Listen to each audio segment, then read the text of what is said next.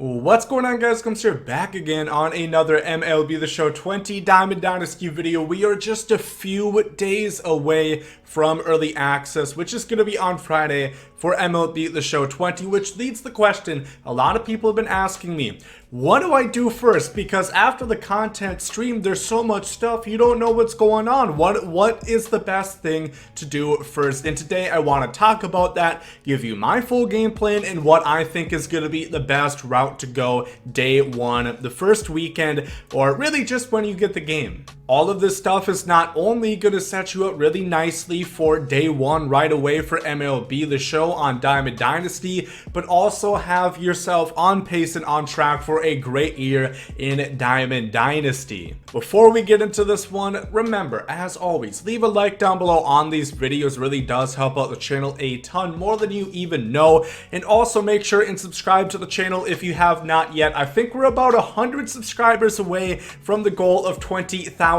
by Friday. I know we can do it. If you want to place for tips, gameplays, pack openings, anything MLB 20, it's on this channel. Make sure and hit that sub button. But with that being said, let's get right into this video. The absolute first thing I think you're going to want to do is open the packs that you have available to you. Now, depending on which edition you got, depending on which edition you pre-ordered, you're going to have some different packs that you're going to get. I'm going to throw this on the screen right now. We're just going to go roughly over it. For the MVP edition, you're going to get 10 The Show packs, 2 Gold Choice packs, the Diamond Variety pack, or the pre-order diamonds as we like to call them, and that is about it. For the Digital Deluxe, you're going to get 2 Diamond Variety packs, 5 Gold Choice packs, and 20 The Show packs. And then for the Anniversary, you're going to get a lot of physical stuff. And then for the Digital Goods 4 packs, you're going to get the Diamond Variety pack, 2 Gold Choice packs, and 20 MLB The Show packs. And then there's a specific stub amount you're going to get for each individually, and you're also going to get an additional Gold Choice pack for simply pre-ordering the game. Remember, if you have been watching the twitch.tv/Sony San Diego developer live streams within MLB The Show 20 as they've been covering it,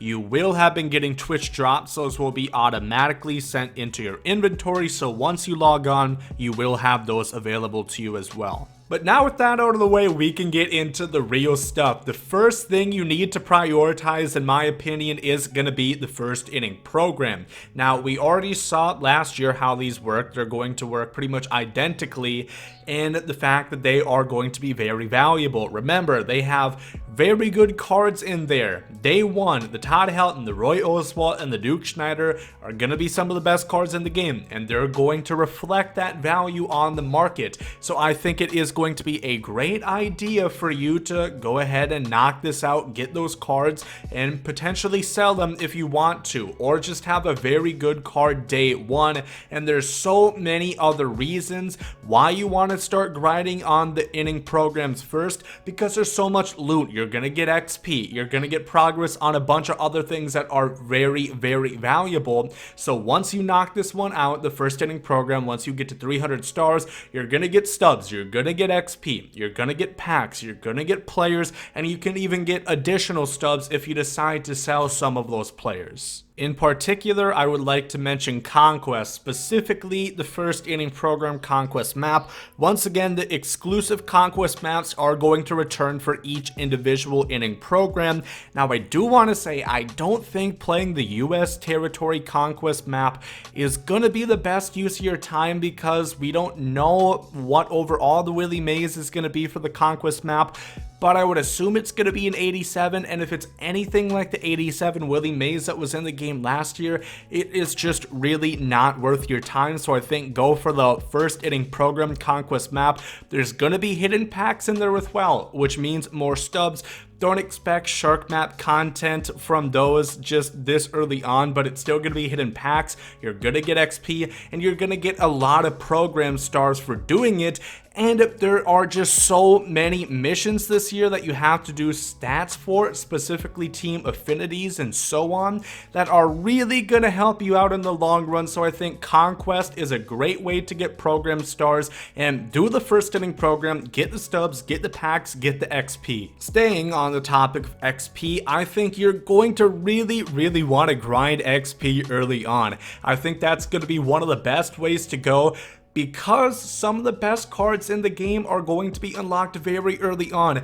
I'm talking about evolution cards. Now, there are 4 evolution cards. You're going to be able to choose one away. That is, I believe, at level 10 bronze. You're going to get through the XP reward path, and it is a choice between Dennis Eckersley, Carlos Gonzalez, Ivan Rodriguez, or Eddie Matthews, and they're all going to be 90 plus overall diamonds when it's all said and done, and it is really not that hard to get them. So I think once you get the game, you're going to want to grind XP, and once again, that's why I reiterate the first inning program is going to be good, because throughout the Conquest and throughout the different reward tiers that you're going to get for collecting program stars, you're going to get more XP, and that's going to get you to level 10 bronze really quickly, and then you're going to unlock a ton of moments for those players. I'll throw up one for Dennis Eckersley in particular. It is really not that hard to get him.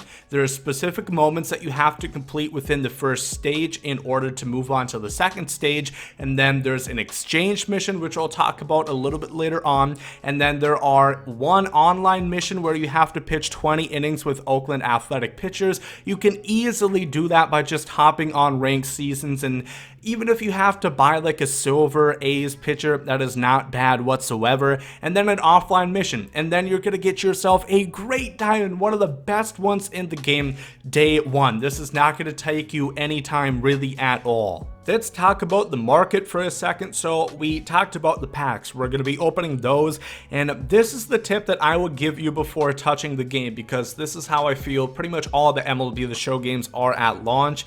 Usually, if you pull a diamond, if you pull a live series diamond, I pulled JD Martinez last year in MLB The Show 19. I sold him right away, and it was good because his price started going down then afterwards, so I made out like a bandit. I did the right decision, and I think that's really the way to go. As long as you don't pull a guy like Mike Trout, or if you pull anybody lower than, I want to say, probably 89 overall or so kind of cutting off around the Ronald Acuñas, then I think you should keep those and up, because I think they have potential to go upwards in value, because once the game drops, you know, there are certain people that do like to spend $1,000 on the game and, you know, just buy the whole collections outright, but not as many people are doing that 2 or 3 weeks afterwards, and I think those cards go up in value. But if you pull an 85 and 86 overall live series diamond, I think you're going to want to sell that. As far as other market tips, a stub method, obviously I can't tell you. I don't have my hands on the game. I'm not going to sit here and lie to you.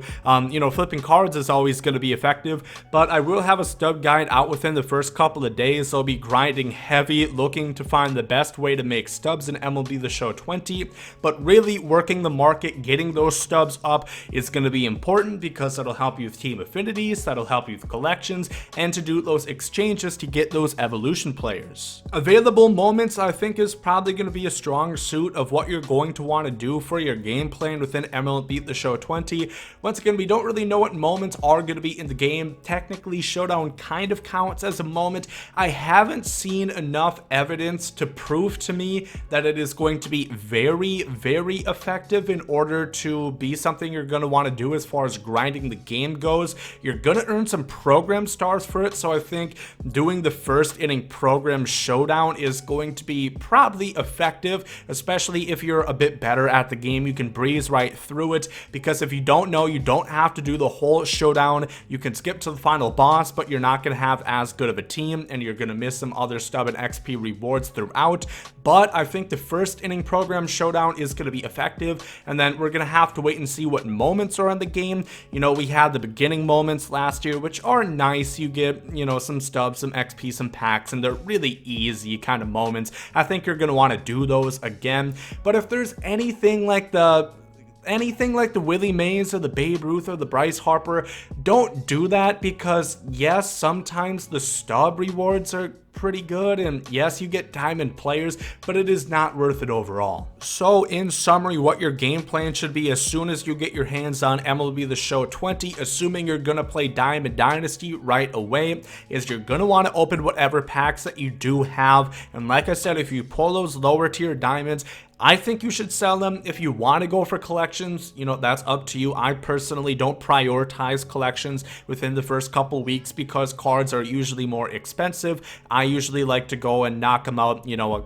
month or two afterwards, after launch. I think that's the best way to go personally, but grind hard on the first inning program, and in turn that's going to help you out and get packs from Conquest and the inning program rewards, and also it's going to give you a lot of players and a lot of XP, which is going to help you to get those evolution cards, which is going to get you a very good team day one. One more little note that I want to give to you: team affinities are going to be good as well. There's going to be great cards within the team affinities. I didn't talk about it here because it's going to take you a little bit to get there, and it's probably going to take you some stubs to do the collections and exchanges for the team affinities. But I do want to say, unless I see otherwise once I get on the game, I don't think you should probably play March to October if your only goal is to get team affinities done. If you want to play March to October because you like March to October, play March to October, but I don't think it's going to be worth playing March to October strictly to get team affinities done. I think there's going to be better ways to do that. And there we go. That is the best plan of attack day one, the first weekend, the first week, the first month of MLB The Show 20, what you should be aiming for, the best things to grind in order to set yourself up very nicely to have a great team and have a lot of fun in Diamond Dynasty. As you can probably tell, I am super excited. This game cannot come fast enough. I do believe it is nearly criminal for them to have that live stream about a week before the game actually launches, because we just have to sit here and wait, and it is getting really hard. I cannot wait until I can press that start button and get on into Diamond Dynasty. I just hope there's no issue like last year where you had to, you know, where it said you didn't have a full team so you couldn't do anything in Diamond Dynasty. You had to open packs, and if you played day one, you know exactly what I'm talking about. Hopefully there are no complications. The servers work decent for day one standards. But if you guys enjoyed this video, make sure to leave a like down below. Comment down below what you guys are going to be doing day one on MLB The Show 20. Thank you all for watching. Hope you guys have a great rest of your day. And there goes out. Yeet.